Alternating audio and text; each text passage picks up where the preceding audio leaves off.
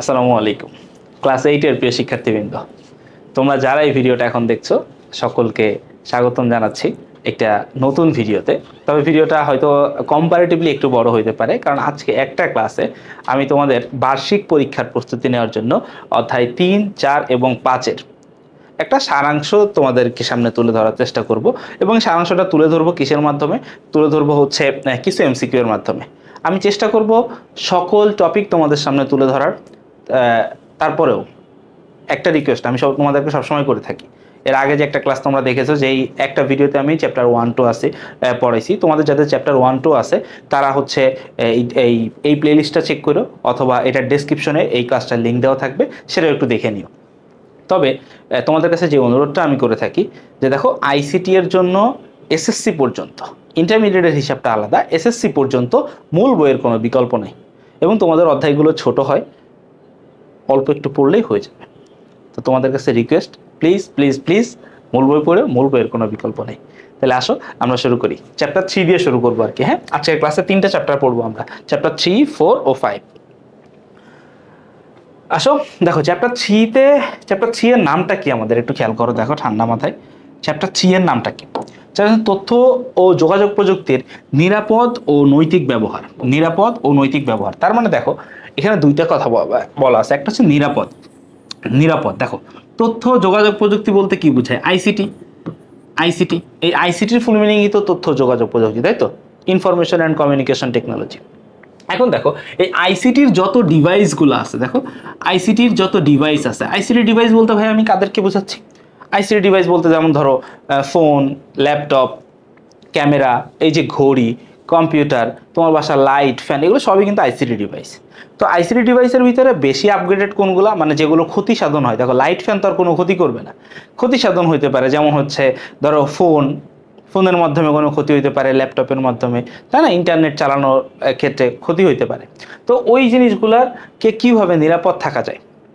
একটা হচ্ছে নিরাপদ থাকা, মানে নিজেকে সেফ রাখা, যাতে অন্য কেউ আমার ক্ষতি না করতে পারে। তার জন্য আমাকে কি কি পদক্ষেপ নিতে হবে, এই জিনিসগুলো জানা। আরেকটা জিনিস হচ্ছে নৈতিক ব্যবহার। সেটা হচ্ছে আইন মেনে, যে আমি যখন ইন্টারনেট ব্যবহার করতেছি, আমি যখন সোশ্যাল মিডিয়া ব্যবহার করতেছি, তখন জানো নীতির বাইরে কোনো কিছু না চলে যায়, আইনের বাইরে যাতে না চলে যায়।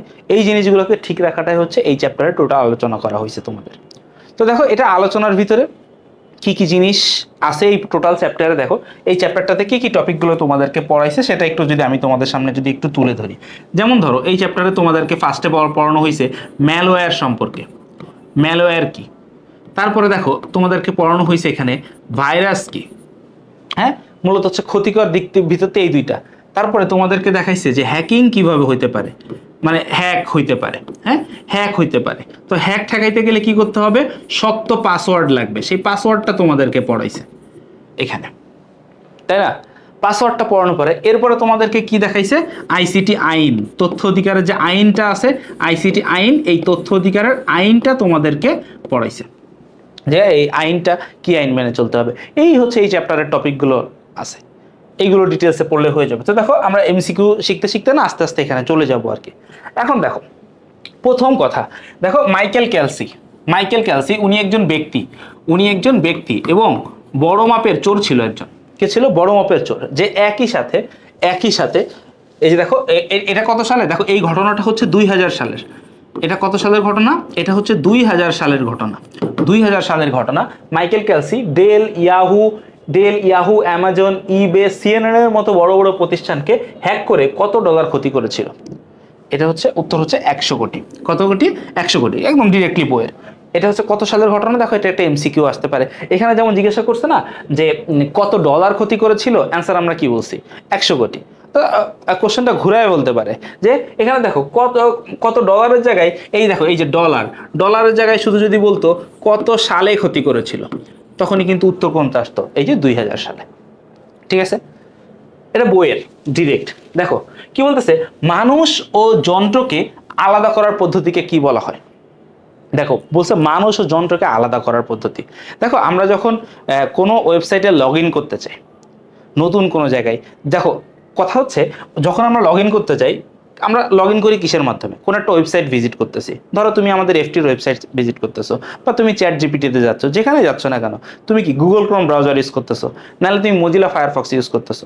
তো যখন এই ব্রাউজারগুলোতে আমাদের আইডি লগ ইন থাকে না, যেমন দেখো প্রত্যেকের ব্রাউজারের ডান সাইডে উপরে দেখবা কি আমাদের যে জিমেইল আইডি তার একটা ছবি ছোট্ট করে ভাসতেছে। তো এটা যদি লগ ইন না থাকে তখন কি হয়, আমরা কোনো কিছু সার্চ করলে আগে ব্রাউজার আমাদের কাছে জানতে চাই যে আমি কি মানুষ নাকি রোবট, আমি কি মানুষ নাকি রোবট। এবং এইটা যে আমাদের কাছে জানতে চাই সেটা হচ্ছে কিসের মাধ্যমে? ক্যাপচার মাধ্যমে। কিসের মাধ্যমে? ক্যাপচা। ঠিক আছে, এই যে ক্যাপচা, ইংলিশে বানানটা এমন আসে ক্যাপচা। কিসের মাধ্যমে? ক্যাপচার মাধ্যমে। যে আমি কি মানুষ নাকি রোবট, এটা কি বলে, ধরো ও 10টা ছবি দিল, 10টা ছবি দিয়ে আমাদেরকে বলে যে এখান থেকে এমন 4টা ছবি সিলেক্ট করো যেই 4টা ছবির ভিতরে সাইকেল আছে, বা সংখ্যা নির্দেশ করে দেয় না, বলে যে এখান থেকে সাইকেলওয়ালা ছবিগুলো সিলেক্ট করো। তো দেখো রোবট তো আর এগুলো বুঝবে না, আমি মানুষ আমি বুঝি। ঠিক আছে, তো এইভাবে সিলেক্ট করে। আর এখানে আরেকটা জিনিস খেয়াল করো, দেখো কথা বলছে যে মানুষ ও যন্ত্রকে আলাদা করে। দেখো রোবট, দেখো রোবট কি একটা মেশিন, রোবট কি একটা মেশিন, যন্ত্র। দেখো কম্পিউটার কি একটা মেশিন। তারপরে দেখো স্ক্যানারও কি একটা মেশিন। তাহলে দেখো ওরা সবাই মেশিন। মেশিন কিভাবে মেশিন আর মানুষের ভিতর আলাদা করবে, তাই না? তাহলে এই তিনটা এমনিতেই হবে না, এটা হবে। আসো তারপরে কি বলতেছে, কোন সফটওয়্যারটি অন্য সফটওয়্যারকে কার্য সম্পাদনে বাধা প্রদান করে। দেখো অন্যগুলাকে কি করে? কার্য সম্পাদনে বাধা প্রদান করে, কর্মক্ষমতা বিনষ্ট করতে পারে, মানে অন্য সবাই যে কাজ করে সেই কাজের শক্তিটারও কি করে ফেলে? নষ্ট করে ফেলে। আবার কি বলতেছে, এবং রক্ষিত তথ্য চুরি করতে পারে। দেখো কথা হচ্ছে কম্পিউটারের কিছু কিছু দোষ, হ্যাঁ, যেমন কম্পিউটার অটোমেটিক্যালি রিস্টার্ট হয়ে যাওয়া, অটোমেটিক্যালি বন্ধ হয়ে যাওয়া, কম্পিউটার স্লো হয়ে যাওয়া, কর্মক্ষমতা নষ্ট করে ফেলা, একটা সফটওয়্যার কাজ করতে পারে না, স্লো হয়ে যায় এডিটিং করতে গেলে, এগুলো সব হয় হচ্ছে ম্যালওয়্যারের মাধ্যমে। কিসের মাধ্যমে? ম্যালওয়্যার। ম্যালওয়্যার কাকে বলে? ম্যালওয়্যার কাকে বলে? ক্ষতিকর সফটওয়্যারকে ম্যালওয়্যার বলে। দেখো তোমাদেরকে একটা জিনিস আমি একটু দেখাই। দেখো এখানে এই যে তোমাদের বই আছে, বিশ্বাস করো এই যে এখনো পর্যন্ত আমি যা পড়াইছি না, বইয়ের বাইরে কিছু নাই। তোমাদের এখনো পর্যন্ত এখানে আমি যা কিছু পড়াইছি, বিশ্বাস করো তোমাদের বইয়ের বাইরে না কোনো কিছু নাই এখনো পর্যন্ত। দেখো আমি যে কটা এমসিকিউ তোমাদের পড়াইছি এগুলো সবই বইয়ে আছে। এই যে দেখো তোমাদের বই স্পষ্ট করে লেখা আছে, এই জন্য আমি বলতেছি বই। দেখো এই যে দেখো মানুষ এবং যন্ত্রকে আলাদা করার এই পদ্ধতিকে কি বলা হয়? ক্যাপচা। ঠিক আছে, আবার দেখো ক্যাপচা, তার আগে জানি কি পড়াইলাম, এই যে দেখো এই যে একজন হ্যাকার কি বলছে, দেখো এই যে একজন হ্যাকার 2000 সালে, কত সালে, এই যে একজন হ্যাকার 2000 সালে ডেল, ইয়াহু, অ্যামাজন, ইবে এগুলো বড় বড় প্রতিষ্ঠানের ওয়েবসাইট হ্যাক করে প্রায় 100 কোটি ডলারের খুব বেশি ক্ষতি করেছিল।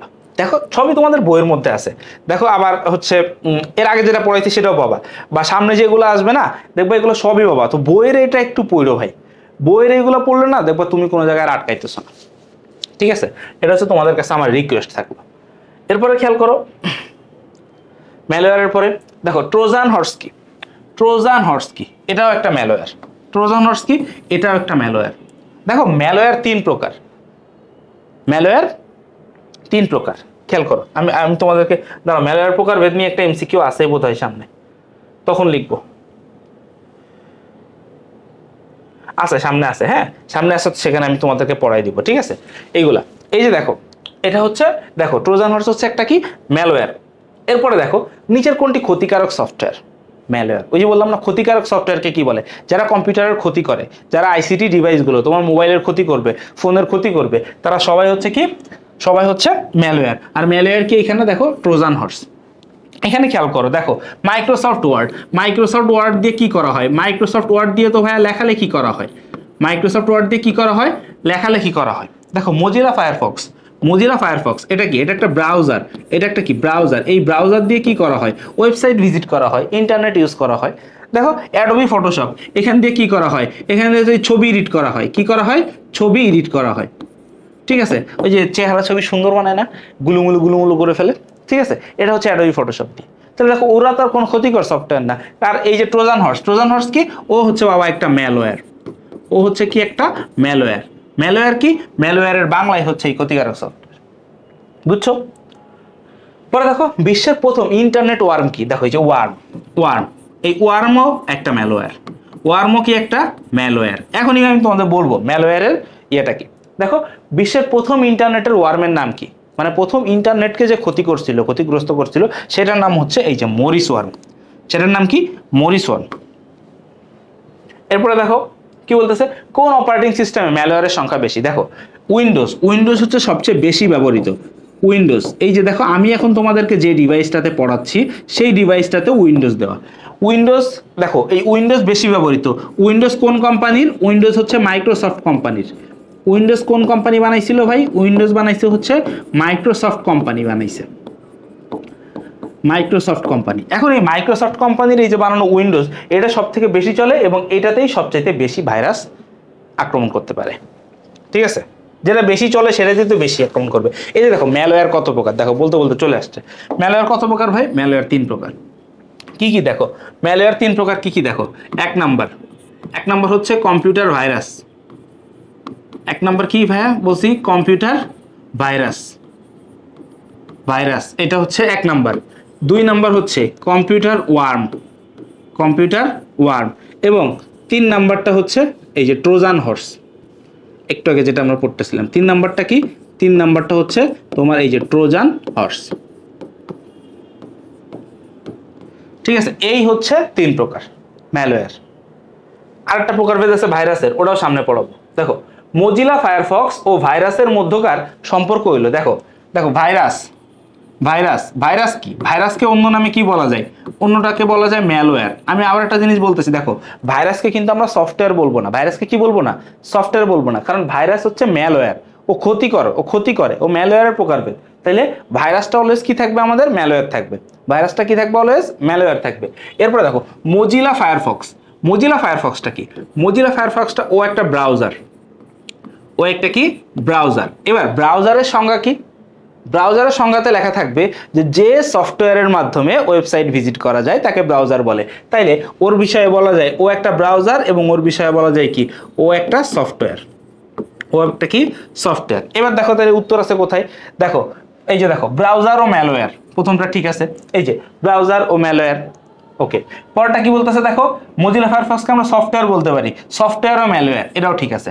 এবার দেখো ব্রাউজার ও সফটওয়্যার, এটা আমরা বলতে পারি না, ভাইরাসকে আমরা সফটওয়্যার বলবো না। তাইলে এখানে সঠিক উত্তর কোনটা হবে? একই। ঠিক আছে, ক্লিয়ার ভাইয়া? আসো পরে দেখো CIH, এটা একটা ভাইরাস। প্রতি বছর কত তারিখে নিষ্ক্রিয় হয়? অ্যাকচুয়ালি আমার কাছে মনে হয় এই শব্দটা হয় না হয়ে বলা উচিত যে হতো, যে কত সালে মানে এটা সক্রিয় হতো। কারণ এই জিনিসটা এখন নিষ্ক্রিয়, তোমাদের বইয়ে লেখা আছে, স্পষ্ট এটা লেখা আছে যে নিষ্ক্রিয়। এই ভাইরাসটা কি এখন নিষ্ক্রিয় আছে? কি আছে? নিষ্ক্রিয় আছে। কিন্তু আগে প্রত্যেক বছর 26শে এপ্রিল ও কোত্থেকে জানি জেগে উঠতো। প্রত্যেক বছর কি করতো? প্রত্যেক বছর 26শে এপ্রিল ও জানি কোথা থেকে জেগে উঠতো। এটা হচ্ছে আগে হইতো, এখন আর হয় না। ঠিক আছে, এখন ও নিষ্ক্রিয় অবস্থায় আছে। এটা সক্রিয় হইতো আতে, এটা এই জন্য বলছি না, হওয়া উচিত ছিল, কারণ এখন আর হয় না 26শে এপ্রিল আসলে। দেখো কম্পিউটার বিজ্ঞানী আবার দেখো এই CIH ভাইরাসটা কি করতো জানো? এই যে দেখো ধরো CIH যে ভাইরাসটা, এটা যখন সক্রিয় হইতো তখন ও আইসা কি করতো জানো? ও যখন সক্রিয় হইতো তখন ও কি করতো? ও হচ্ছে এই যে হার্ড ডিস্ক আছে না, মেমোরি, হার্ড ডিস্ক মানে হচ্ছে কম্পিউটার। হার্ড ডিস্কে কি? এটা কি? Memory card. তোমরা যারা হার্ড ডিস্ক চিনো না কম্পিউটার, তার মেমোরি তো সবাই চিনবা, মেমোরি কার্ড, যার ভিতরে যে গান ঢোকাইতে হয়। তো দেখো CIH-টা কি করে? ওই মেমোরিটাকে কি করতো? এই হার্ড ডিস্ক বা মেমোরিকে খালি করে ফেলতো। আইসা এটাকে কি করতে বলতো? খালি করে ফেলতো। ঠিক আছে, যেটাকে বলা হয় কি? ফরম্যাট। ঠিক আছে, খালি করে ফেলতো না, এই যে খালি করে না, এটাকে কি বলা হয়তো? ফরম্যাট দেওয়া। ঠিক আছে, ও আইসা যত ডেটা যা ছিল সব খালি করে ফেলতো। ওর কাজই ছিল এটা CIH এর, এবং এটা হয়তো কবে? 26শে এপ্রিলে।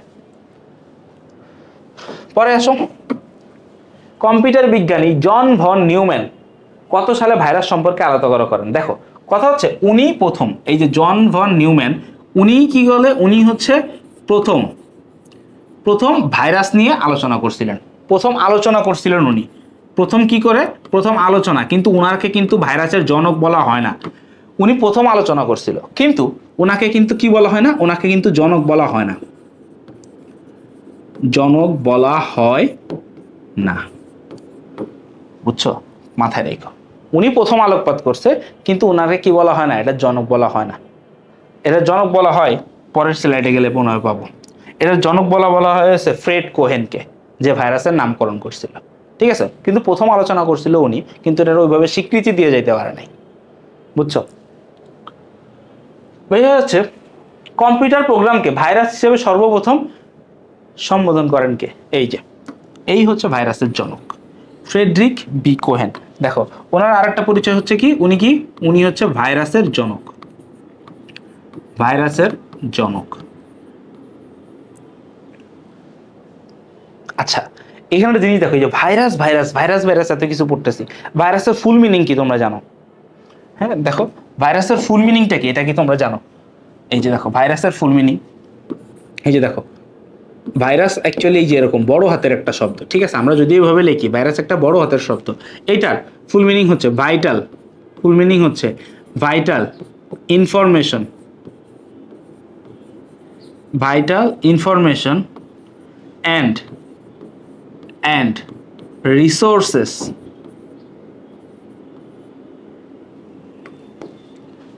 sorry বেটা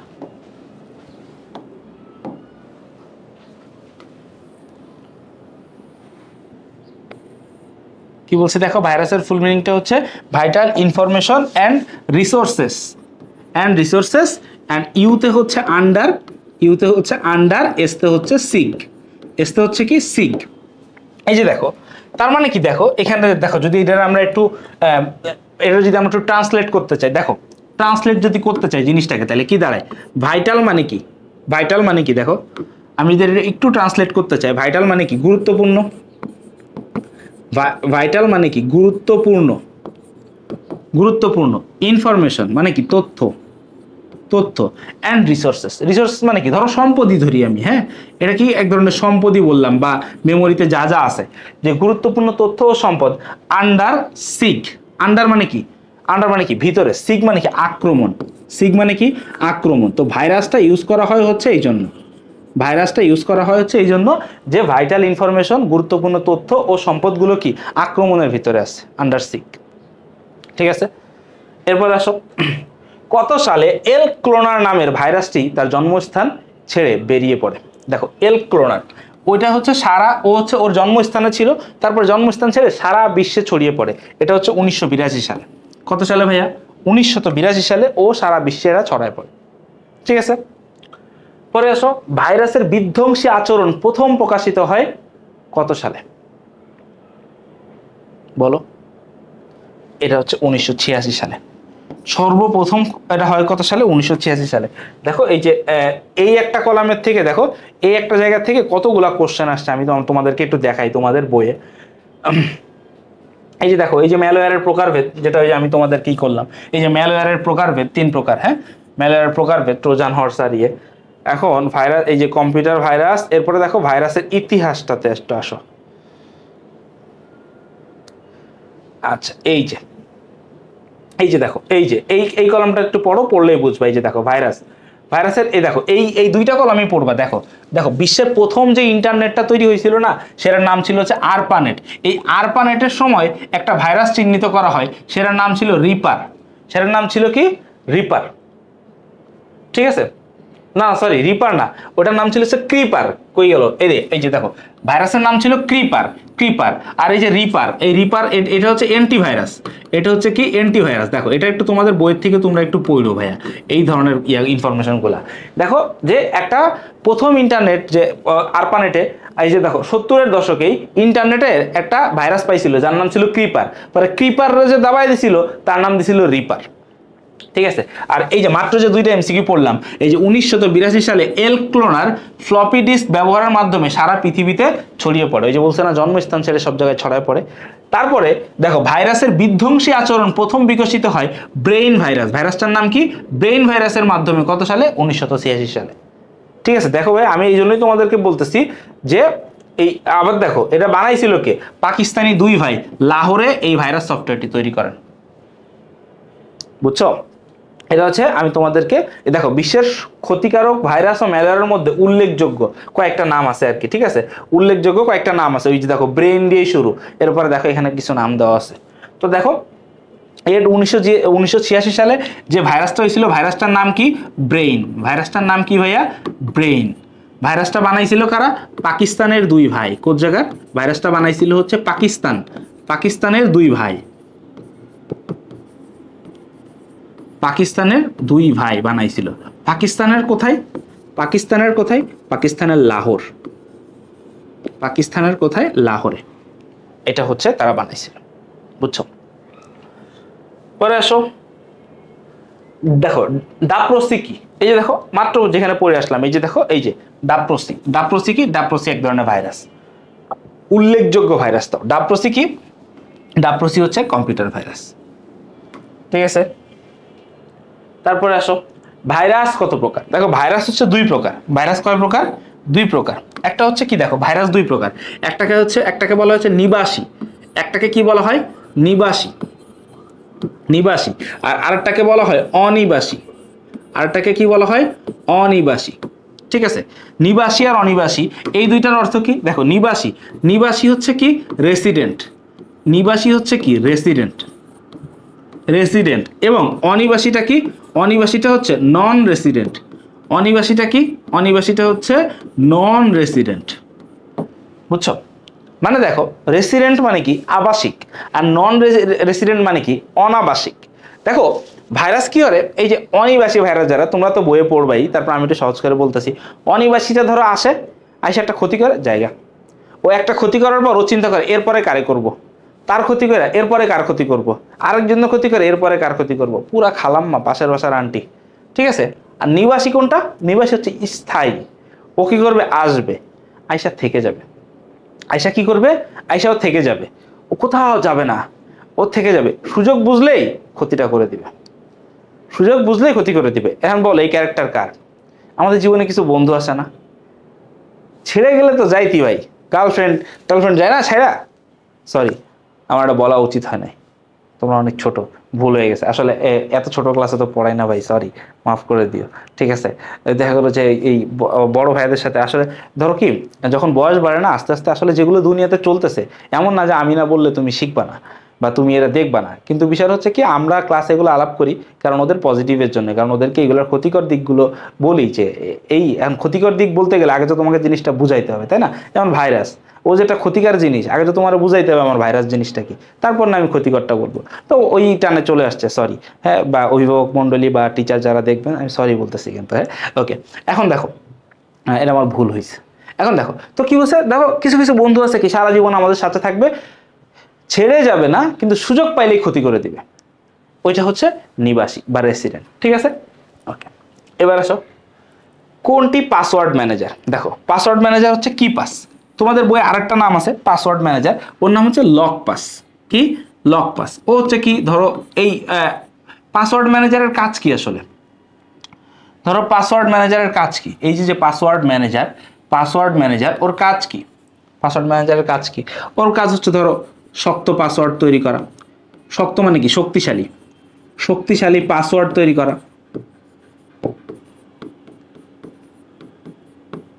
শক্তিশালী পাসওয়ার্ড তৈরি করা, এটা হচ্ছে একটা জিনিস, ঠিক আছে। তারপর ওটাকে প্রোটেক্ট করা, এই কাজ, এইটাই হচ্ছে মেইন কাজ আর কি, ঠিক আছে। কি পাস, আর একটা জিনিস হচ্ছে কি, আরেকটা হচ্ছে কি লক পাস। তো দুইটা যে কোনো একটা এমসিকিউতে থাকতে পারে, যেটাই থাকুক না কেন তোমরা দেখা দিও।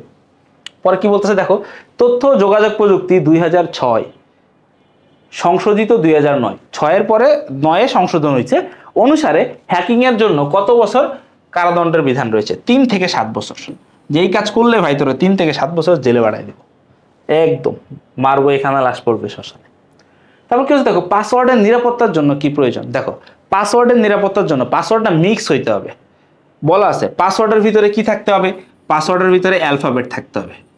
কথা হচ্ছে কি, অ্যালফাবেট থাকতে হবে, নাম্বার থাকতে হবে। কি থাকতে হবে? অ্যালফাবেট থাকতে হবে, নাম্বার থাকতে হবে। দেখো অ্যালফাবেট থাকতে হবে, নাম্বার থাকতে হবে, তারপর হচ্ছে কি স্পেশাল ক্যারেক্টার থাকতে হবে, স্পেশাল ক্যারেক্টার থাকতে হবে। এই হচ্ছে পাসওয়ার্ড তৈরি, তাইলে তোমার পাসওয়ার্ড শক্তিশালী হবে। যেমন ধরো পাসওয়ার্ড কেমনে শক্তিশালী করবে তুমি? ধরো অ্যালফাবেটের ভিতরে আবার দুইটা আছে, আবার দুইটা কথা আছে যে এখানে ক্যাপিটাল স্মল লেটার মিলায় থাকতে হবে, ক্যাপিটাল স্মল মিলায় থাকতে হবে। হ্যাঁ, তারপরে ধরো এই যে নাম্বার, ঠিক আছে, নাম্বার তো কি 0 থেকে 9 এর পর্যন্ত ভিতরে এই 10টা। স্পেশাল ক্যারেক্টার কোনগুলোকে বলা হয়, দেখো এই যে @, তারপরে ডলার, তারপরে কি যে হ্যাশট্যাগ, তারপর হচ্ছে যে আন্ডারস্কোর, এইগুলোকে বলা হয় হচ্ছে স্পেশাল ক্যারেক্টার।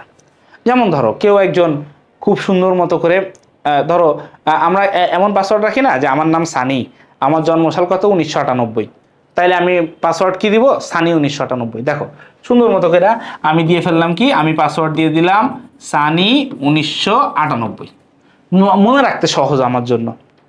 এখন আমার জন্য মনে রাখতে সহজ, আবার যে হ্যাকার যে আমার আইডি হ্যাক করবে সেটা দেখে অনুমান করে ফেলতেছে যে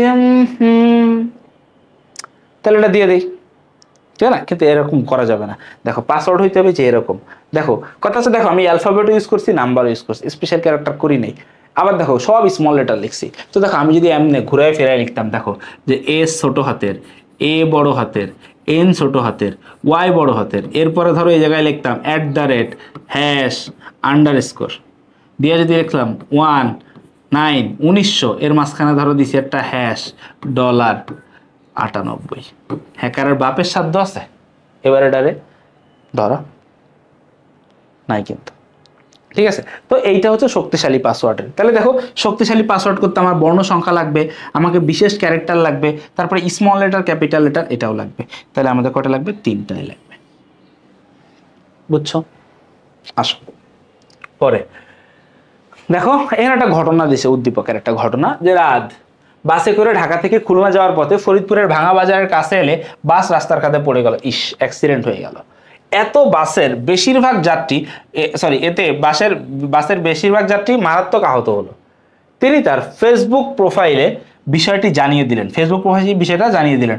অনেক কোথায় জানাইছে? ফেসবুক প্রোফাইলে। কোথায় জানাইছে? ফেসবুক প্রোফাইলে জানিয়ে দিল। অনেকে খবরটি জানতে পেরে সঙ্গে সঙ্গে উদ্ধারের জন্য এগিয়ে এলো।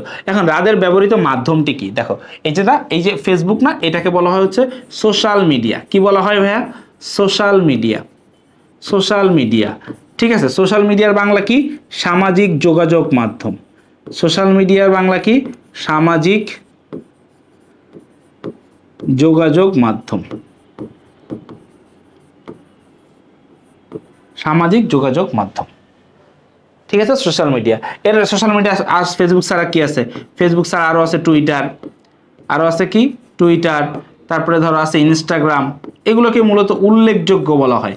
দেখো হোয়াটসঅ্যাপ, তারপরে মেসেঞ্জার, এগুলো কিন্তু সোশ্যাল মিডিয়া না, ওগুলো একদম ডিরেক্টলি হচ্ছে মেসেজিং করার জন্য, ঠিক আছে, ঠিক আছে, চ্যাটিং সফটওয়্যার। এগুলা এই চ্যাটিং সফটওয়্যার বলে জানি না, তবে সোশ্যাল মিডিয়া না, সোশ্যাল মিডিয়া হচ্ছে এইগুলো আর কি, ঠিক আছে। তাহলে দেখো এটা কি হবে? সামাজিক যোগাযোগ মাধ্যম। সে যে ফেসবুক ইউজ করছিল, সঠিক উত্তর কি হবে? সামাজিক যোগাযোগ মাধ্যম। তারপরে দেখো ওয়েবসাইট ব্যবহারের জন্য কি প্রয়োজন? আইসিডি যন্ত্র প্রয়োজন। আইসিডি যন্ত্র বলতে কি তোমার কোনো না কোনোটা মোবাইল লাগবে, অথবা ল্যাপটপ লাগবে, অথবা আইপ্যাড লাগবে, অথবা ট্যাব লাগবে, অথবা কম্পিউটার লাগবে। আরেকটা কি বলছে দেখো, এটিএম কার্ড। এটিএম কার্ড লাগে কিসের জন্য? এটিএম কার্ড লাগে টাকা পয়সা লেনদেনের কারণে। কিসের টাকা পয়সা? এটা লাগে হচ্ছে টাকা পয়সার কাপচাপ, টাকা পয়সা লেনদেন করার জন্য। সার্চ ইঞ্জিন এটা দরকার, কারণ যে ওয়েবসাইটে আমি যাব ওয়েবসাইট তো সার্চ করতে হবে। তাহলে সঠিক উত্তর কি হবে? 1 ও 3। 1 ও 3। তারপর কি বলতেছে দেখো, সাইবার অপরাধের বড় অংশ হচ্ছে। সাইবার অপরাধের বড় অংশটা কি? সাইবার অপরাধে তোমাদের বইয়ের ভাষ্য মতে সবচেয়ে বেশি হচ্ছে প্রতারণা। প্রতারণা কি? টাকা মেরে দেওয়া। ব্যাংক অ্যাকাউন্টের নিয়ে টাকা মেরে দিছে। বাংলাদেশে হয়েছিল 2016 সালে, কত বিলিয়ন টাকা জানি এরা বাংলাদেশ ব্যাংকের থেকে খাইয়া দিছে, টেরই পাই নেই, হ্যাক করে, ঠিক আছে।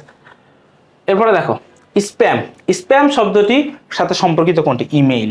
ইমেইলে কিছু কিছু মেইল আসলে স্প্যামে চলে যায়, যেগুলা ও মনে করে যে এটা অহেতুক, প্রয়োজনীয় না বা ডিস্টার্বিং, সেগুলার কি করে? ও সাইডে চাপায় দেয়।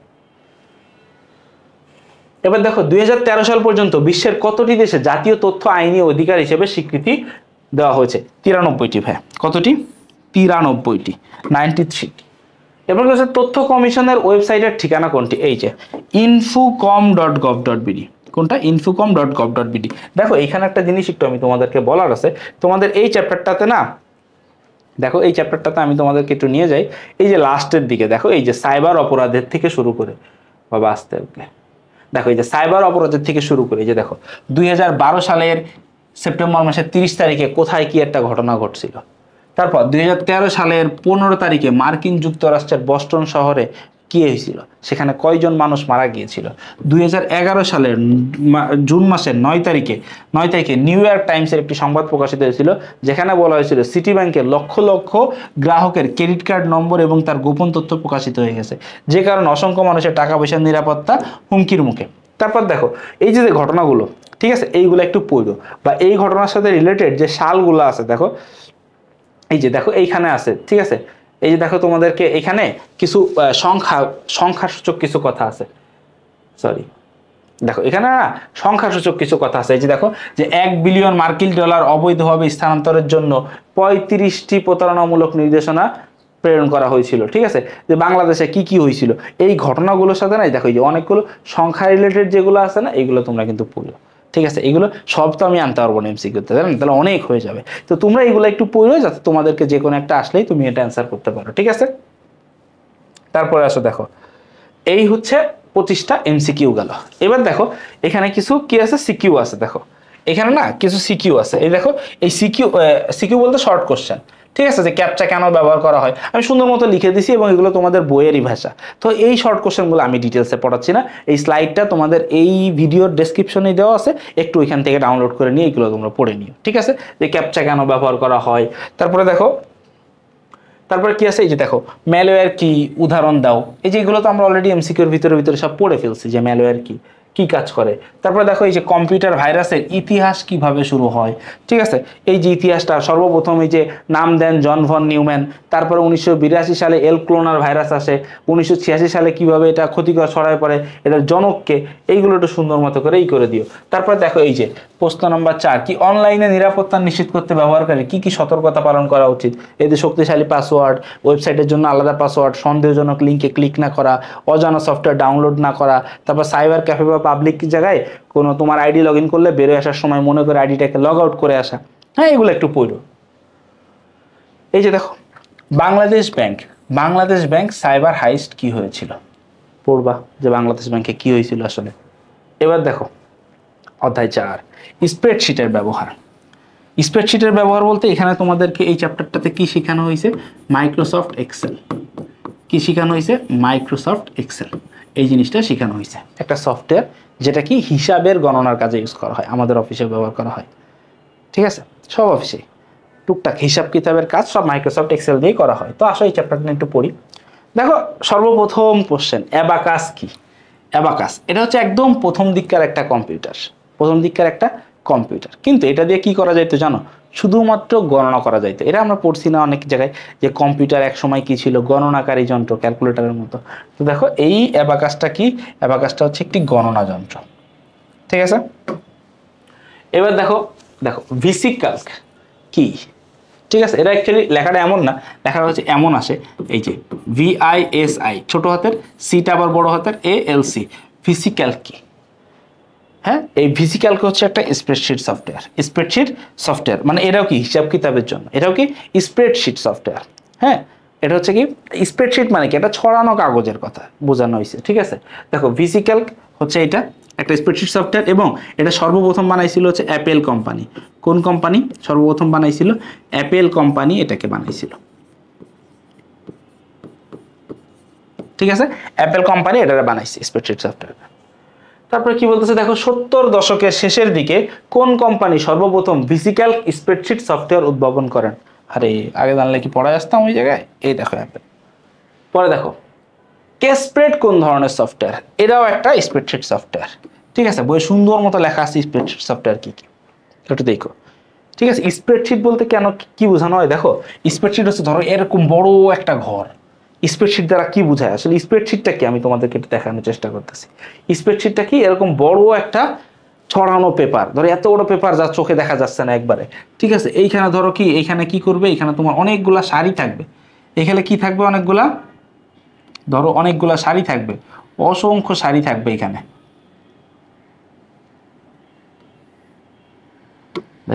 মারবো এখানে, লাশ পড়বে শ্মশানে।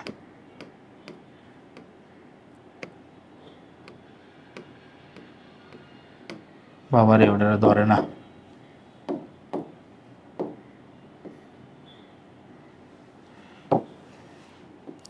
ঠিক আছে, ধরো এই অনেকগুলা কি থাকবে, সারি থাকবে। এই যে অনেকগুলা কি থাকলো, সারি থাকলো। এরপরে কি হবে দেখো, এই অনেকগুলা সারির পরে ধরো এখানে কি থাকবে, অনেকগুলা কলাম থাকবে। অনেকগুলা কি থাকবে, কলাম। এই সারির পরে ধরো কি থাকবে, কলাম থাকবে, অনেকগুলা কলাম থাকবে। এই যে দেখো এইরকম সারি আর কলাম মিলায়ে এই যে অনেকগুলা জিনিস যেখানে আছে, এটাকে বলা হয় হচ্ছে স্প্রেডশিট। এটাকে কি বলা হয়, স্প্রেডশিট বলা হয়। এইগুলাকে কি বলা হয়, স্প্রেডশিট। এই পুরাটারে বলা হয় স্প্রেডশিট। এখন যেহেতু এটার একটা ছক এঁকেই ফেলাইছি, এখান থেকে কিছু জিনিস একটু শিখায় যায় তোমাদেরকে। হ্যাঁ দেখো, স্প্রেডশিটের এই যে লম্বা লম্বি, দেখো একটু মাথায় রাখি, স্প্রেডশিটের লম্বা লম্বি এই যে উপর থেকে নিচে, কি বলছি দেখো, এই যে উপর থেকে নিচে, উপর থেকে নিচে নামে না, এই জিনিসটাকে বলা হয় হচ্ছে কলাম। কি বলা হয়, কলাম বলা হয়। ঠিক আছে, এই যে ইংলিশেও কি কলাম বলা হয়, কলাম। ঠিক আছে, আর দেখো এই যে বাম থেকে ডানে যেটা যায়, কি হয় দেখো, এই যে বাম থেকে ডানে মানে যেটাকে আনুভূমিক সারি বরাবর যেটা হয়, সেটাকে বলা হয় হচ্ছে সারি। কি বলা হয়, সারি, বা ইংলিশে এটাকে বলা হয় হচ্ছে রো। ইংলিশে কি বলা হয়, রো বলা হয়। ঠিক আছে, এবার দেখো, তাইলে দেখো এই যে লম্বালম্বি যেগুলো আছে এগুলাকে সবগুলাকে কি বলা হয়, কলাম। আর এই যে আড়াআড়ি যেগুলো আছে এগুলাকে কি বলা হয়, সারি। তো দেখো স্প্রেডশিটে না, স্প্রেডশিটের এই কলামগুলোকে হচ্ছে, এই কলামগুলোকে প্রকাশ করা হয় হচ্ছে এ থেকে জেড পর্যন্ত এই অ্যালফাবেট দিয়ে। কি দিয়ে, অ্যালফাবেট দিয়ে। আর এই যে সারিগুলো না, সারিগুলোরে হচ্ছে নাম্বার দিয়ে প্রকাশ করা হয়। কি দিয়ে প্রকাশ করা হয়, নাম্বার দিয়ে প্রকাশ করা হয়। তার মানে দেখো এই যে দেখো, এই যে সারি, সারিগুলোর নাম্বার কি, প্রথম সারি এটার নাম্বার 1 2 3 4 5 6 7 8 9, এই হচ্ছে বিভিন্ন সারি। এইগুলো কি বিভিন্ন, তাহলে দেখো এখানে 9টা সারি। এবার দেখো এখানে কলামগুলার কি বলা হয়, কলামগুলার এইভাবে লেখা হয়। এই যে এইটা হচ্ছে A column, B column, C column, D column, E column, F column, G column. বুঝাতে পারছি? এবার একটা জিনিস দেখো, এই টেবিলে অসংখ্য, দেখো এই যে দেখো সারি আর কলাম মিলে এই যে অনেকগুলো ঘর তৈরি হয়েছে না, প্রত্যেকটা ঘরকে কি বলা হয় জানো, সেল। প্রত্যেকটা ঘরকে কি বলা হয়, সেল। এই যে CELL, বাংলায় বলা হয় দন্তেশ একার ল। এই যে প্রত্যেকটা ঘর, এই প্রত্যেকটা ঘর এক একটা কি, সেল। প্রত্যেকটা ঘর এক একটা কি, সেল। এখন দেখো এই সেলগুলোর না এক একটা নাম আছে। সেলগুলোর কি আছে ভাই, সেলগুলোর এক একটা নাম আছে। নাম যেমন ধরো ধরো ধরো আমি এই ঘরটার কথা বললাম, যে এই ঘরটার নাম কি, দেখো নামটা কিভাবে লেখা হয়, দেখো ঘরটার নাম লিখতেছি, দেখো কোন কলামে আছে, সি কলামে, তাহলে লিখলাম সি। কোন সারিতে আছে, 4 নাম্বার, তাহলে এই সেলটার নাম হচ্ছে C4। বুঝছো? দেখো ধরো এই একটা কলাম, কি কলাম, ই কলাম। দেখো ধরো এই ঘরটা, কোন ঘরটা, এই ঘরটার নাম কি আমাদেরকে জিজ্ঞাসা করলো, তাহলে ই কলাম না, কোন কলাম, ই কলাম, তাহলে সর্বপ্রথম নামে হবে ই। এরপরে দেখতে হবে কোন সারি, 7 সারি, তাহলে এই ঘরটা হবে হচ্ছে এইটা E7। বুঝছো? আবার দেখো ধরো জিনিসটা এমন আসতেছে, ধরো এইখানে আসলো এই ঘরটা, তো দেখো ডি কলাম, তাহলে এটা কি হবে, ডি। কোন সারি, 2 নাম্বার সারি, তাহলে এটা হবে D2। তো এইভাবে করে যে কোনো ঘরের নাম তোমরা বলতে পারবে, আগে হবে কলামের নাম, তারপরে সারির নাম্বার, শেষ, সিম্পল। এবার দেখো বর্তমানে সবচেয়ে বহুল ব্যবহৃত স্প্রেডশিট সফটওয়্যার কোনটি? বর্তমানে সবচেয়ে বহুল ব্যবহৃত স্প্রেডশিট সফটওয়্যার হচ্ছে মাইক্রোসফট এক্সেল। দেখো মাইক্রোসফট এক্সেলকে সংক্ষেপে MS এক্সেলও বলা হয়। কি বলা হয়, MS এক্সেলও বলা হয়। তো MS এক্সেল যে বলা হয়, এই MSটাই হচ্ছে মাইক্রোসফট কোম্পানির নাম। দেখো ABC দিয়ে ওয়ার্কশিটের কি নির্দেশ করে, একটু আগে পড়ে আসছি। ABCD দিয়ে ওয়ার্কশিটের কি নির্দেশ করা হয়, এই যে কলাম নির্দেশ করা হয়, কলাম। আর দেখো এই যে দেখো সারি, সারিকে কি দ্বারা প্রকাশ করা হয়, নাম্বার। কি দ্বারা প্রকাশ করা হয়, নাম্বার। দেখো সেল, সেলকে কি দ্বারা প্রকাশ করা হয়, সেলকে এই যে অ্যালফাবেট এন্ড নাম্বার, দুইটা একসাথে মিলে প্রকাশ করা হয় না, অ্যালফাবেট এন্ড নাম্বার। ওই যে একটু আগে দেখা আসলাম না, দেখো একটু আগে দেখলাম অ্যালফাবেট এন্ড নাম্বার। এর এক্সাম্পল কি, যেমন ধরো A9 বা ধরো B5, তাহলে দেখো অ্যালফাবেটও থাকলো, নাম্বারও থাকলো, এটা হচ্ছে সেল। ঠিক আছে, আর ওয়ার্কবুক কি, এই পুরা স্প্রেডশিটে অনেকগুলো ওয়ার্কবুক করা যায়, মানে অনেকগুলো ফাইল, এক একটা ফাইল, স্প্রেডশিটের এক একটা ফাইলকে ওয়ার্কবুকের মতো করে বলা যায়। তাকে স্প্রেডশিট ওয়ার্কশিটের প্রতিটি কলামের শিরোনাম কি দিয়ে চিহ্নিত করা হয়, অ্যালফাবেট, ইংরেজি বর্ণ। ঠিক আছে, ব্যবসা প্রতিষ্ঠানে স্প্রেডশিট ব্যবহার করার কারণ হলো আর্থিক হিসাব সংরক্ষণে, মাসিক হিসাব উপস্থাপনে, পূর্ণাঙ্গ আর্থিক চিত্র তুলে ধরতে, সবকিছুর জন্য। হিসাব কিতাবের যা যা আছে না সব ইনক্লুডেড। পরে কি, টাইটেল বার মাইক্রোসফট এক্সেলের উইন্ডোর কোথায় থাকে? দেখো এটা একদম সবার উপরে থাকে। দেখো যে কোনো জায়গায়, ধরো আমি একটা ধরো একটা ফাইল সেভই করছি এরকম নাম দিয়ে, ধরো অ্যাকাউন্টস ডট এক্সেল, ধরো এরকম একটা নাম দিয়ে আমি ফাইলটাকে সেভ করছি। কেন? কারণ হচ্ছে এই এক্সেল ফাইলকে আমি এই নামে সেভ করছি। তাইলে ওই ফাইলটা যখন আমি ওপেন করব, ধরো আমি এইখানে ধরো ফাইলটা ওপেন করছি, পুরো ওয়ার্কবুকটা এখানে পুরো স্প্রেডশিটটা আমার আছে, তার উপরে এরকম ছোট্ট করে চিকুন করে এখানে ফাইলটার নাম থাকবে, ঠিক আছে? যেটা হচ্ছে এই মাইক্রোসফট এক্সেল, চিকুন করে এটা সুন্দর মতো করে নাম থাকবে। এই জিনিসটাকে আমরা কি বলি? Title bar. এটাকে আমরা কি বলি? Title bar. এবং এটা সবার কোথায় থাকে? একেবারে উপরে থাকে, একেবারে সবার উপরে থাকে হচ্ছে টাইটেল বার, ঠিক আছে? এবার দেখো একেবারে নিচে কি থাকে? একেবারে নিচে কি থাকে? একেবারে নিচে থাকে হচ্ছে এই যে ওয়ার্ক, এই যে কি জানি বললে, যে আগের শেষটাই এটার নাম জানি কি, দাঁড়াও, আরে বাবা, এই যে ওয়ার্কবুক। একেবারে নিচে থাকে হচ্ছে এই যে ওয়ার্কবুক নেম, ওয়ার্কবুক গুলা থাকে, ঠিক আছে? এরপরে দেখো এক্সেল উইন্ডোর একেবারে উপরে ওয়ার্কবুকের শিরোনামকে কি বলা হয়? মানে আমরা যে ওয়ার্কবুক নিয়ে কাজ করি, এটার একেবারে উপরে যে শিরোনামটা থাকে সেটাকে বলা হয় হচ্ছে title bar. Quick access toolbar নামকরণ কারণ কি? কুইক অ্যাক্সেস, দেখো কুইক অ্যাক্সেস, কুইক মানে কি? কুইক মানে কি? দ্রুত। কুইক মানে কি? দ্রুত। অ্যাক্সেস মানে কি? পাওয়া যায়, যেটা দ্রুত পাওয়া যায়, যেটা কি দ্রুত পাওয়া যায়, কুইক অ্যাক্সেস, দ্রুত পাওয়া যায়। তাহলে দেখো এটা হবে কি? দেখো এই যে দ্রুত কাজ করা যায় বলে, সরি বেশি ব্যবহৃত হয় বলে। কুইক অ্যাক্সেস, দেখো দ্রুত পাওয়া যায়, দ্রুত পাওয়া যায়। এখন দ্রুত পাবো কেন? দ্রুত পাওয়া মানে কি? কুইক অ্যাক্সেসের এখানে তুমি এডিট করতে পারবা যে তোমার কোন টুলগুলা সব থেকে, টুল কি? হ্যাঁ, টুল হচ্ছে ধরো ওই যে ধরো আমরা বাসা বাড়িতে অনেক যন্ত্রপাতি থাকে না, যেমন ধরো সেলাই রেঞ্জ, তারপর প্লাস, তারপর টেস্টার, স্ক্রু ড্রাইভার। এখন যে জিনিসটা সবচেয়ে বেশি লাগে, দেখো এইগুলা সামনে রাখা হয় নাকি ঝাড়ুটারে সামনে রাখে? আম্মার তো রেগুলার ঝাড়ু লাগে না, তো আম্মা কিন্তু ঝাড়ুটারে সামনে রাখে, ঝাড়ুটা একটা টুল। তো এরকম মাইক্রোসফট এক্সেল এক একজন এক এক ধরনের কাজ করে না, তো যার যে টুলগুলো সব থেকে বেশি লাগে সে সেটাকে কুইক অ্যাক্সেসে নিয়ে রাখে। কেন? কারণ এটা বেশি ব্যবহৃত হয় বলে, ঠিক আছে? এরপরে কি হচ্ছে দেখো, মাইক্রোসফট এক্সেলের কমান্ডগুলো কোন গুচ্ছে সাজানো থাকে? দেখো মাইক্রোসফট এর এই জিনিসগুলোকে এক একটা আলাদা আলাদা গুচ্ছ, গুচ্ছ বলতে কি, ধরো সেম গোত্র একই জায়গায় রাখে। যেরকম ধরো দেখো স্কুলে কি হয়, ক্লাস 6-এর সবাই এক রুমে, ক্লাস 7-এর সবাই এক রুমে, 8-এর সবাই এক রুমে, 9-এর সবাই এক রুমে। দেখো তা না করে যদি মিক্স করে ফেলতো তাহলে কি পড়ানো যাইতো? তো দেখো যে গ্রুপের যারা, তাদেরকে একসাথে একসাথে আলাদা আলাদা করে রাখছে। তো সেম এরকম ওরা যারা সেম টাইপের কাজ করে, যে ধরো শুধু ফন্টের কাজ করে, ফন্ট বলতে কি, লেখালেখি, লেখারে বড় করা ছোট করা, লেখার মধ্যে লাইন গ্যাপ থাকবে নাকি থাকবে না, তারপর লেখাটা কোন স্টাইলে হবে, লেখার রং কি হবে, ওদেরকে এক গ্রুপে রাখছে। আবার একটা গ্রুপে ধরো টেবিল নিয়ে যারা কাজ করে, টেবিল কেমনে অ্যাড করতে হয়, সারি কেমনে অ্যাড করতে হয়, কলাম কেমনে অ্যাড করতে হয়, তাদেরকে আলাদা গ্রুপে রাখছে। তো এই যে আলাদা আলাদা গ্রুপে রাখা না, এইটাকে বলা হয় হচ্ছে রিবন। আলাদা আলাদা গুচ্ছে রাখা হয়, এটাকে কি বলা হয়? রিবন বলা হয়, ঠিক আছে? পরে দেখো নতুন ওয়ার্কশিট খুলতে নিচের কোন কমান্ডটি ব্যবহার করা হয়? নতুন ওয়ার্কশিট খুলতে কন্ট্রোল এন ইউজ করা হয়, ঠিক আছে? কন্ট্রোল এন ইউজ করা হয়। আবার দেখো ওয়ার্কশিটের উপরের দিক থেকে কি বলছে? ওয়ার্কশিটের উপরের দিক থেকে নিচের দিকে চলে আসা ঘরগুলোকে কি বলে? দেখো এই যে বলছিলাম না, উপর থেকে নিচে হইলে কি হয় ভাই? উপর থেকে নিচে কলাম, আর বাম থেকে ডানে, দেখো উপর থেকে নিচে কি কলাম, আর সারি কি? যদি উপর থেকে নিচে না বলে যদি বলতো বাম ডান, যদি বলতো কি বাম ডান, বা ধরো যদি বলতো আড়াআড়ি, যদি কি বলতো আড়াআড়ি, তাহলে লাইনটা এমন হইতো না। এরপরে দেখো স্প্রেডশিটের কলামের, দেখো কলামের 10 নং রো এর ঠিকানা কি ভাই? এই যে কলাম হইলে 10 নম্বর রো 10, এটা তো আমরা বের করা শিখে আসছি। তাহলে এটা কি হবে উত্তর? E10। এই যে E10, মাঝখানে কিন্তু কোনো হাইপেন টাইপেন কিচ্ছু নেই, মাঝখানে কোনো হাইপেন চিহ্ন কিচ্ছু নেই, E10 সরাসরি। এক্সেলে যোগ করার পদ্ধতি কয়টি? দেখো দেখবা এই যোগ করার পদ্ধতি দুইটি। যোগ করার পদ্ধতি কয়টি? দুইটি। কি কি দেখো? আচ্ছা দুইটি তো এখানে আছে।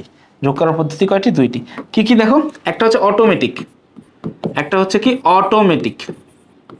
অটোমেটিক যেখানে হচ্ছে ওই যে কোন কোন ঘরের যোগ করবা, ঘরগুলো সিলেক্ট করলে ওইখানে একটা অপশন আছে, ঠিক আছে, ওইখানে একটা অপশন আছে অটো সাম, অপশন আছে কি এইভাবে নির্ণয় করা অটো সাম।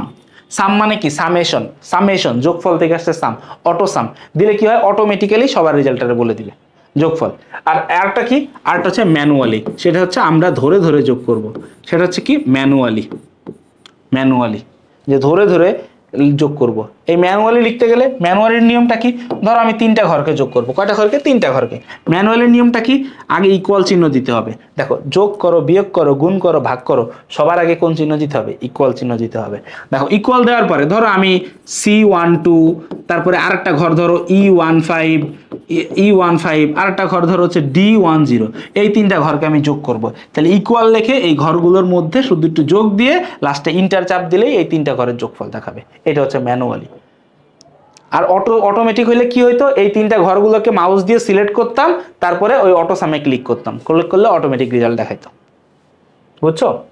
এরপর দেখো ম্যানুয়ালি যোগ করতে হলে ফলাফল সেলে কোন চিহ্নটি প্রয়োগ করতে হয়। দেখো এই যে মাত্রই বললাম, তুমি যোগ করো বিয়োগ করো গুণ করো ভাগ করো যাই করো না কেন সবার আগে ইকুয়াল চিহ্ন দিবা, ঠিক আছে।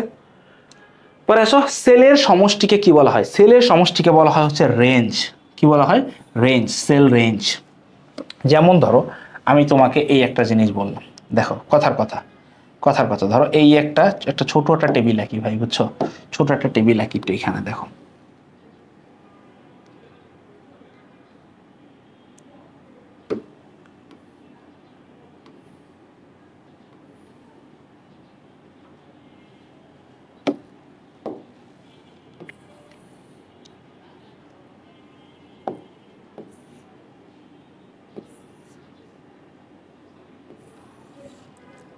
দেখো কথার কথা আমি ধরো তোমাদেরকে বলতেছি, দেখো ধরো এটা কি A B C D E, হ্যাঁ এটা হচ্ছে কি 1 2 3 4 5। দেখো কথার কথা, দেখো এই ঘরগুলোর নাম কি একটু বুঝছো। দেখো এই ঘরগুলোর নাম কি, দেখো এই ঘরটার নাম কি A4, এটার নাম কি B4, এটার নাম কি C4, এটার নাম কি D4, এটার নাম কি E4। এখন দেখো যদি এমন হয় যে আমি এই একটা শাড়ির এই শাড়িতে যা আছে সবাইকে একসাথেই করব, সবাইকে কি করবো একসাথে যোগ করব, সবাইকে কি করবো একসাথে যোগ করব বা সবাইকে একসাথে সিলেক্ট করব, তাহলে লাইনটা কিভাবে লিখতে হয় জানো, এই যে এইভাবে। দেখো ধরো যে A4 আমি শুরু করব যেখান থেকে সেটা লিখতে হয়, A4 থেকে শুরু করব যাবো কোন পর্যন্ত E4 পর্যন্ত, মাঝখানে একটা দিতে হয় কোলন চিহ্ন দিয়ে লাস্টে লিখে দিতে হয় E4। এইটাকে বলা হয় হচ্ছে রেঞ্জ ধরা। দেখো এই যে A4 থেকে E4, দেখো সেলের সমষ্টি, এই সবগুলো সেলের সমষ্টি একবারে A4 থেকে E4, এটা হচ্ছে রেঞ্জ ধরা। আবার দেখো সেম ভাবে আমি ধরো যদি কলাম করতে চাই, ধরো এই কলামটা, ধরো এই যে এই কলামটার নাম কি, দেখো এটা কি D1, এটা কি D2, এটা কি D3, এটা কি D5, তাই না, এই না জিনিসটা। এখন ধরো এইখানে আমি কি এই কলামটাকে যোগ করতে চাই, তাহলে কি লিখবো, আমি লিখবো D1, তারপরে কি দিব, তারপরে এখানে একটা রেঞ্জ চিহ্ন দিব, তারপরে কি লিখবো D5, শেষ। এটাকে বলা হয় সেল রেঞ্জ, বুঝছো। আসো নিচের কোনটি দ্বারা সেল রেঞ্জ বুঝাই, এই যে দেখো সেল রেঞ্জ কোনটা দ্বারা বুঝাবে, এই যে A1 থেকে D1, শেষ। তারপর আসো ওয়ার্কশিটে A1 B2 C3 এবং D3 সেলগুলি ডেটা যোগ করার সূত্র কোনটি। দেখো সাম দিয়ে যোগ করা যায়, কিন্তু এখানে A1 থেকে D3 লিখলে হবে না, কারণ দেখো তুমি একটা জিনিস বুঝো, দেখো এই হচ্ছে ধরো কথার কথা A1, এটা যদি A1 হয় তাহলে B2 হবে এরকম জায়গায়, C3 হবে এরকম জায়গায়, D3 হবে এই যেরকম জায়গায়। দেখো দেখো এরকম একটা জায়গায় হবে, তাই না, এরকম একটা জায়গা হবে। কেন বলতেছি, দেখো সুন্দর হবে না, আমি একটু অসুন্দর করে আঁকতেছি, কথার কথা দেখো আমি কি করতেছি, একটু অসুন্দর করে এটাকে আঁকতেছি, একটু অসুন্দর করে আঁকি। দেখো এই তো ঘরগুলা, তাই না, ধরো কথার কথা এই দেখো এই প্রথমে এইগুলো আমি নাম দিলাম এটা A B C D, এখানে আমি কি নাম দিলাম 1 2 3 4। তাহলে দেখো এই হচ্ছে A1 ঘর, এই হচ্ছে B2 ঘর, এই হচ্ছে C3 ঘর, এই হচ্ছে D3 ঘর। দেখো ওরা কি একই সারিতে আছে বা একই কলামে আছে। দেখো সেল রেঞ্জ এই একটা জিনিস একটু এখানে শিখে রাখো, বা এটা হচ্ছে আগের স্লাইডে আমি দেখায় আসি, এই যেখানে আলাপ করছিলাম রেঞ্জ নিয়ে, কোথায় জানি রেঞ্জ নিয়ে আলাপ করলাম, এই যে এইখানে দেখো, এইখানেই দেখো আরোপ করি, দেখো রেঞ্জ, দেখো এরা কি, দেখো এরা সবাই কি আছে, দেখো একটু খেয়াল করো, এরা সবাই কি আছে, দেখো এই যে যেটা বুঝছি এটা কি একই সারিতে আছে, বা দেখো এই যে কলাম, কলামটা কি একই কলাম, তাইলে দেখো এখানে একটা জিনিস একটু মাথায় রাখো, রেঞ্জ নিয়ে যখনই আমরা কাজ করব তখনই কি হইতে হবে, একই সারি হইতে হবে। রেঞ্জ নিয়ে যখন কাজ করব কি হইতে হবে, একই সারি হইতে হবে, অথবা কি হইতে হবে, একই কলাম হইতে হবে, একই কলাম হইতে হবে, একই সারি বা একই কলাম হইতে হবে, তা না হইলে হবে না। ঠিক আছে, তাহলে দেখো, তাহলে ওই সূত্রে কিন্তু আমার এটা বাদ যাইতেছে, কারণ একই সালাম একই কলামে না। তাইলে আমাকে কি করতে হবে, এই যে ম্যানুয়ালি করতে হবে, এই যে ইকুয়াল চিহ্ন দিয়ে A1 B2 C3 D3। ঠিক আছে, কোনো রেঞ্জ টেন্স কিচ্ছু নেওয়া যাবে না, ম্যানুয়ালি আমাকে এইভাবে যোগটা করতে হবে। ক্লিয়ার? আসো পরে, বিয়োগ করার জন্য ফর্মুলা বারের প্রথমেই কোনটি টাইপ করতে হয়। দেখো আমি বলছি যোগ করো, বিয়োগ করো, গুণ করো, ভাগ করো, প্রথমেই তোমাকে কি লিখতে হবে, ইকুয়াল চিহ্ন লিখতে হবে। তারপর কি বলতে, দেখো নতুন ওয়ার্কশিট খোলার পদ্ধতি হলো, দেখো কন্ট্রোল ভি তো নাই, কন্ট্রোল ভি তো নাই, কন্ট্রোল ভি হচ্ছে কোনো কিছুকে পেস্ট করার জন্য ব্যবহার করা হয়। পেস্ট বলতে কি, এই যে দেখো পেস্ট, পেস্ট জিনিসটা কি, দেখো পেস্ট জিনিসটা কি, তো আমি মুরব্বি দেখো পেস্ট করার জিনিসটা কি আমি তোমাদেরকে দেখাই। ধরো আমি এই যে এইটাকে ধরলাম, এই যে কপি করলাম, এই যে হচ্ছে পেস্ট। হ্যাঁ, যে ওরে ওই জায়গার থেকে ধরে এনে আমি যে এই জায়গায় বসাইলাম, এটা হচ্ছে পেস্ট করা। এই কন্ট্রোল ভি হচ্ছে ওই কাজ করে। ঠিক আছে, তাহলে ও তো এই কাজ না। নতুন ওয়ার্কশিট খোলার পদ্ধতি কি কি কাজ করে, এই যে অফিস বাটন প্লাস নিউ, আরটা হচ্ছে কন্ট্রোল এন্ড। দেখো অফিস বাটনটা কি হয়, অফিস বাটনটা হচ্ছে মাইক্রোসফট এক্সেলে সবার উপরে থাকে অফিস বাটন। সবার উপরে কি থাকে, সবার উপরে বাম সাইডে থাকে হচ্ছে অফিস বাটন।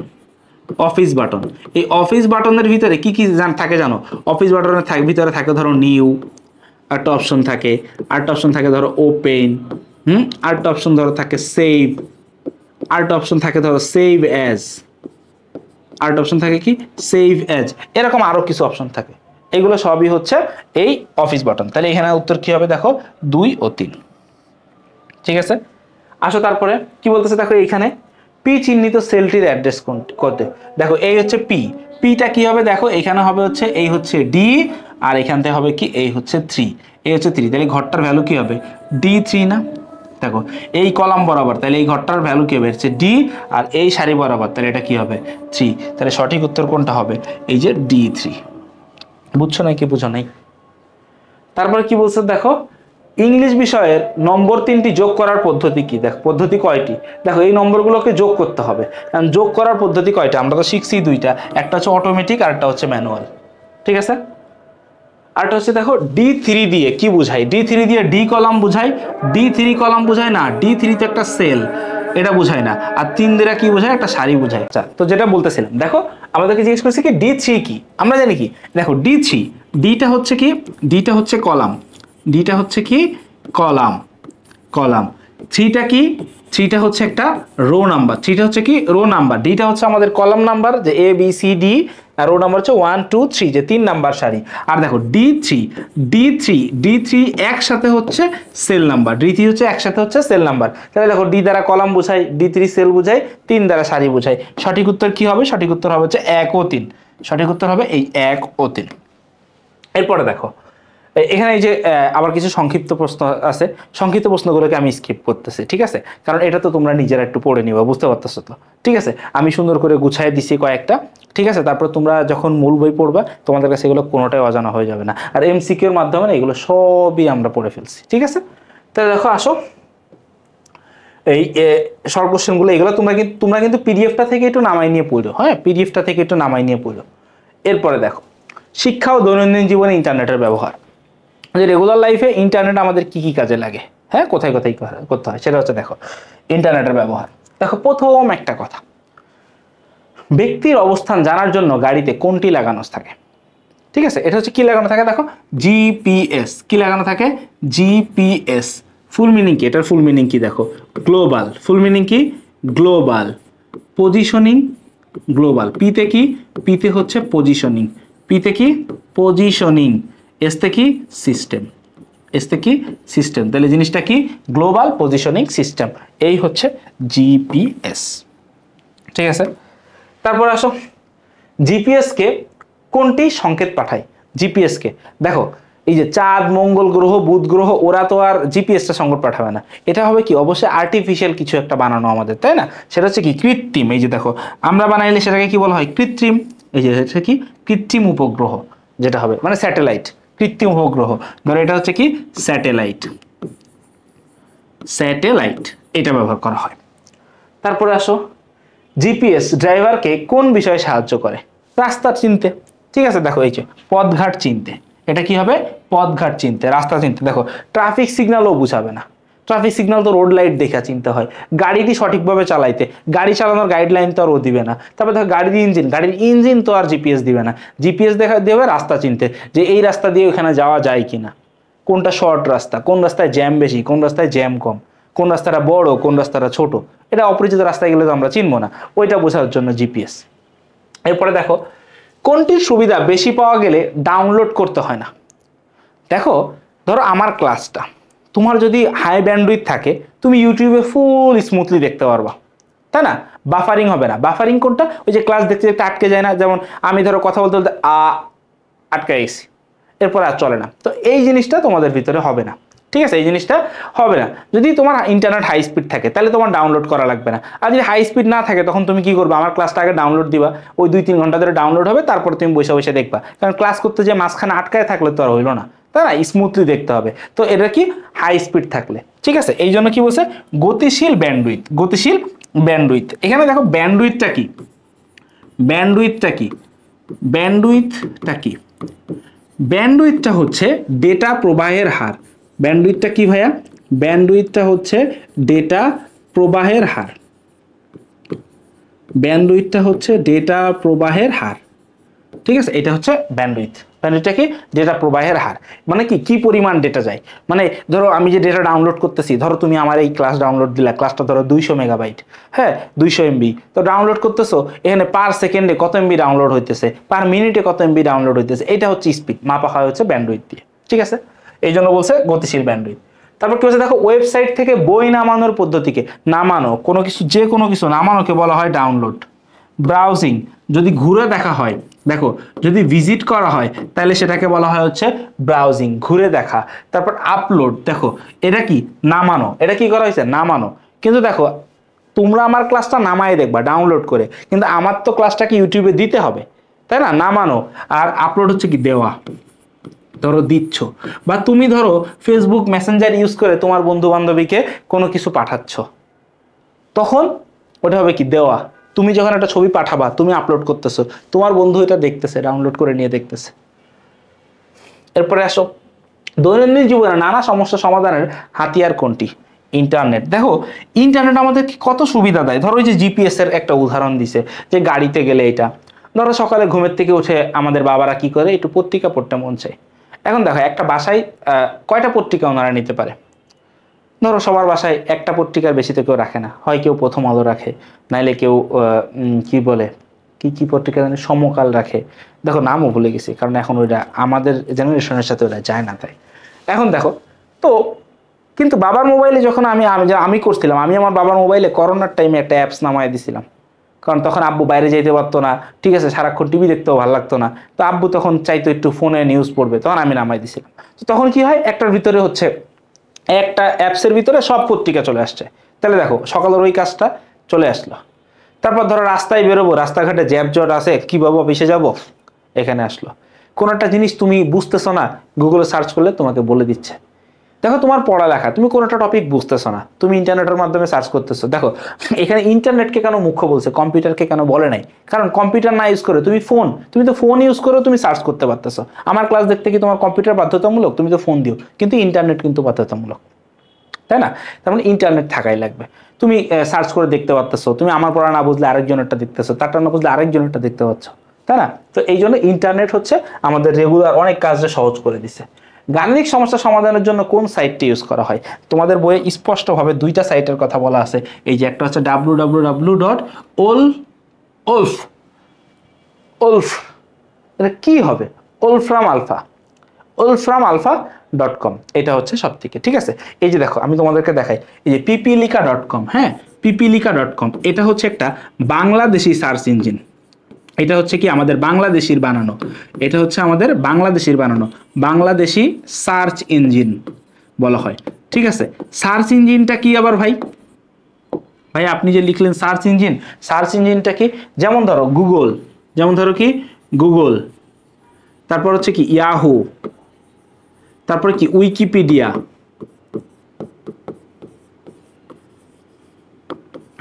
এইগুলো হচ্ছে সার্চ ইঞ্জিন। মানে কি যেখানে যে আমরা কোনো কিছু সার্চ করি ওইটাই হচ্ছে সার্চ ইঞ্জিন। ঠিক আছে, তো দেখো এই যে পিপিলিকাটা একটু জানে রাখো। আবার দেখো খান একাডেমি, খান একাডেমি কি অল, আমি এখানে সংক্ষেপে লিখে রাখতেছি, দেখো অল এডুকেশনাল কন্টেন্ট, মানে কোনো একজন শিক্ষার্থী যা জিজ্ঞাসা করবে ও সব অ্যান্সার দিবে।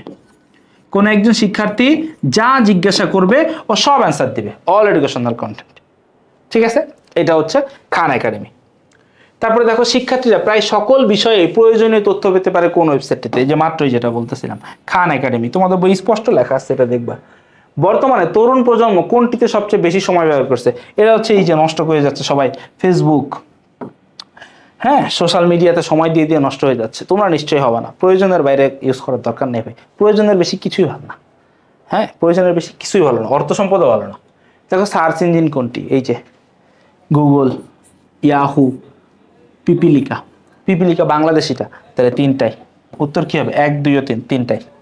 এরপরে কি আছে দেখো, ইমেইল কথাটির অর্থ কি? ইমেইল কথাটির অর্থ কি? ইমেইল কথার অর্থ হচ্ছে ইলেকট্রনিক চিঠি। ইলেকট্রনিক চিঠি, এই যে মেইল, মেইল মানে হচ্ছে চিঠি, চিঠি, ইলেকট্রনিক মেইল, ইমেইল। ঠিক আছে, চিঠি। এবার দেখো ইমেইল পাঠানোর মাধ্যম কোনটি? ইমেইল পাঠানোর মাধ্যম কোনটি? ইন্টারনেট ছাড়া পাঠাতে পারবা? পারবা না, এটা হচ্ছে ইন্টারনেট। পরে আসো, ইমেইল গ্রহণের জন্য কোন যন্ত্রটি খোলা থাকা প্রয়োজন নেই? দেখো খোলা থাকা প্রয়োজন নেই, তোমার বই দেখবে স্পষ্ট লেখা আছে আইসিটি যন্ত্র। ধরো কি বলছে? ইমেইল গ্রহণের জন্য, বলে নাই কিন্তু পাঠানোর জন্য। কি বলছে? ইমেইল গ্রহণের জন্য, গ্রহণের জন্য। ধরো আমার মোবাইল বন্ধ আছে, তাতে কি যায় আসে? তুমি তো আমার পাঠায় রাখতে পারবা, আমি যখন ওপেন করব তখন দেখবো। কিন্তু এটা গ্রহণ করতে কিন্তু আমার আইসিটি যন্ত্র ওপেন থাকার দরকার নেই, বন্ধ থাকলেও চলবে। ঠিক আছে, এবার দেখো ইমেইল সেবা প্রদানকারী প্রতিষ্ঠান কোনটি? হটমেইল। দেখো ইমেইল তো অনেকগুলো আছে, এর ভিতরে ধরো সব থেকে জনপ্রিয় যেটা হচ্ছে ধরো জিমেইল, জিমেইল সব থেকে জনপ্রিয়। তারপরে আরেকটা আছে ধরো হচ্ছে ইয়াহু, তারপরে আছে হচ্ছে যে হটমেইল। এরা তিনজন হচ্ছে সব থেকে বেশি জনপ্রিয় আর কি, বুঝছো? এই তিনটা। দেখো ইমেইল ঠিকানা খুলতে ব্যবহৃত ভাষা কোনটি? ইংরেজি। দেখো ইংরেজি বাদে অন্য কোনো ভাষায় কোনোদিন মেইল অ্যাড্রেস তোমরা দেখছো? জীবনও পাবা না। ঠিক আছে, এরপরে দেখো নিচের কোনটি সঠিক ইমেইল ঠিকানা? দেখো ইমেইল ঠিকানার ভিতরে এই যে হ্যাশট্যাগ থাকে না, এটা বাদ। তারপর দেখো এই যে দেখো স্পেস আছে, কি আছে এর ভিতরে? কি আছে? স্পেস আছে, এই স্পেস থাকা যাবে না, বাদ, এটাও বাদ। হ্যাঁ, এবার দেখো এই যে jb2019@gmail.com, এইটা ঠিক আছে, ঠিক আছে। এই যে @ আছে, এটা আছে, এটা ঠিক আছে, কোনো স্পেস নাই, কোনো কিছু নাই, ঠিক আছে। jb2019 এই যে @gmail.com চলবে না, বাদ। ঠিক আছে, তাইলে এটা ঠিক আছে। আসো এরপরে দেখো ইমেইল ঠিকানা লেখার বিশেষ ক্যারেক্টার কোনটি? @। এগুলো তো তোমরা জানোই বেসিক। নতুন মেইল পাঠানোর জন্য কোনটি নির্বাচন করতে হয়? দেখো নতুন মেইল এর জন্য হচ্ছে কম্পোজ মেইল। অনেকে লিখে ফেলবা সেন্ড এ নিউ মেইল, না, কম্পোজ। নতুন মেইল পাঠাতে গেলে আগে কম্পোজে যা সিলেক্ট করে নিতে হয় অপশনটা। তারপরে দেখো কি বলতেছে, ইমেইল হতে বের হওয়ার জন্য কোন চিহ্নে ক্লিক করতে হয়? Sign out. ইমেইল থেকে লগ আউট না, ইমেইল থেকে যেটা হয় সেটা হচ্ছে কি সাইন আউট। দেখো ইমেইল থেকে কি log out, sorry sign out, log out না। এবার আসো ইমেইল পাঠাইতে কি দরকার? ইন্টারনেট সংযোগ দরকার, ইমেইল ঠিকানা দরকার, আইসিটি যন্ত্র দরকার, তাই না? সবই দরকার, কোনোটা ছাড়াই ইমেইল পাঠানো যাবে না। বিশ্বব্যাপী জনপ্রিয় ইমেইল সাইটগুলো হলো Yahoo mail service, Gmail service, Hotmail service, তিনটাই, এই তিনটা। ঠিক আছে, তারপরে কি বলতেছে দেখো ইমেইল পাঠাইতে অবশ্যই কি প্রয়োজন হবে? ইমেইল পাঠাইতে ইন্টারনেট সংযোগ, ইমেইল ঠিকানা, আইসিটি যন্ত্র। নাইস, সব প্রয়োজন। ইমেইলে অ্যাটাচমেন্ট করা যায়। দেখো অ্যাটাচমেন্ট কি? অ্যাটাচমেন্টটা হচ্ছে ইমেইলে যখন তুমি কোনো ফাইল পাঠাইতে চাও, ফাইল কি হইতে পারে? ছবি, audio, video, PDF, doc file, excel file, সব ফাইল, যত ফাইল আছে। দেখো ডকুমেন্ট ফাইল, পিডিএফ ফাইল, শুধু হার্ড কপি হবে না। দেখো অনলাইনে ইলেকট্রনিক মাধ্যমে লেনদেন করা যায় শুধু সফট ফাইল। ইলেকট্রনিক ডিভাইসের মাধ্যমে যেগুলোকে লেনদেন করা যায় এগুলো সবই হচ্ছে কি সফট কপি, সবই হচ্ছে কি সফট কপি। হার্ড কপি কোনগুলো, যেগুলো হাতে ধরা যায়। ধরো এই একটা, ধরো কথার কথা, ধরো এইটা একটা শীট, এটা হচ্ছে হার্ড কপি। আর আমি এই যে অনলাইনে যেটা তোমাদেরকে দেখাচ্ছি, এটা হচ্ছে কি সফট কপি। ঠিক আছে, এই জন্য হার্ড কপি পাঠানো যায় না। তাহলে উত্তর কি হবে? 1 ও 2। হার্ড কপি পাঠাইতে গেলে কি করতে হবে? তোমাকে ডাক যোগাযোগে পাঠাইতে হবে, তাই না? ইসের মাধ্যমে, কিসের মাধ্যমে? ডাক যোগাযোগ। ডাক যোগাযোগটা কি? এরে বলে ডাকঘর, ডাকঘরের মাধ্যমে এটা পাঠাইতে হবে। ঠিক আছে, এরপরে আসো পোস্ট অফিস। পরে আসো কি বলতেছে, মিলহানের বাবা কানাডায় থাকেন। ওকে, তিনি ইমেইলের মাধ্যমে মিলহানের জন্য জন্মদিনের শুভেচ্ছা জানিয়ে একটি কার্ড পাঠালেন। মিলহান কার্ডটি প্রিন্ট করে তার মাকে দিল।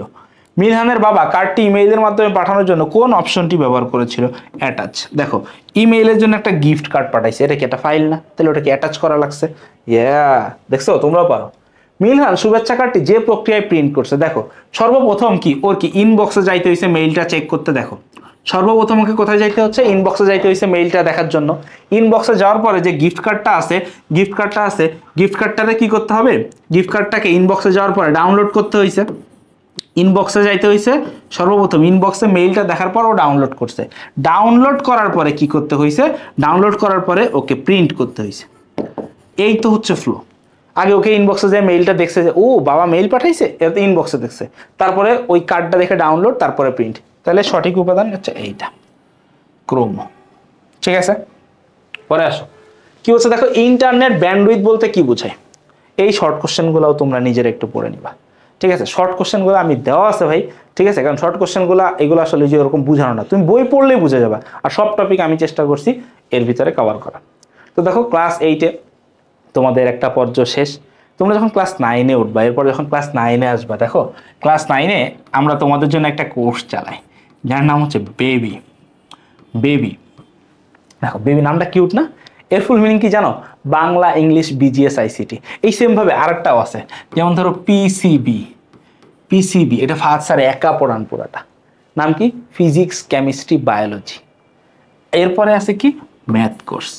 ঠিক আছে, এই হচ্ছে ক্লাস 9-এ আসলে তোমাদের সাথে আমাদের একদম শুরুর থেকে একটা প্রস্তুতি নিচে থাকবা, এবং একদম সেরা একটা রেজাল্ট সবসময় সবাইকে দিয়ে দেবা। ঠিক আছে, তো এই যে বাংলা ইংলিশ বিজিএস আইসিটি, এই আইসিটির পার্টটা আমি তোমাদেরকে পড়াবো। ঠিক আছে, তাইলে এই ফাইলটা তোমরা ডাউনলোড করে নিও। ফাইলটা ডাউনলোড করে নিয়ে তোমরা পড়ে ফেলো। তোমাদের সবাইকে ধন্যবাদ। আশা করতেছি অনেক ভালো একটা বার্ষিক পরীক্ষা তোমরা নিয়ে একটা ভালো রেজাল্ট তোমরা অর্জন করতে পারবা। এরপরে তোমাদের যাতে বৃত্তি পরীক্ষা আছে, বৃত্তিতে যদিও আমার ক্লাস নাই, কারণ বৃত্তিতে হচ্ছে তোমাদের পরীক্ষা হবে হচ্ছে Bangla, English, math, general science, আর হচ্ছে এই যে বাংলাদেশ ও বিশ্ব পরিচয় বিজিএস, এই 5টা সাবজেক্ট। তো তোমাদের সবার জন্য শুভকামনা থাকলো। সবাই ভালো থাকো, সুস্থ থাকো, সুন্দর থাকো। ইনশাল্লাহ ক্লাস 9-এ তোমাদের সাথে দেখা হবে। আল্লাহ হাফেজ।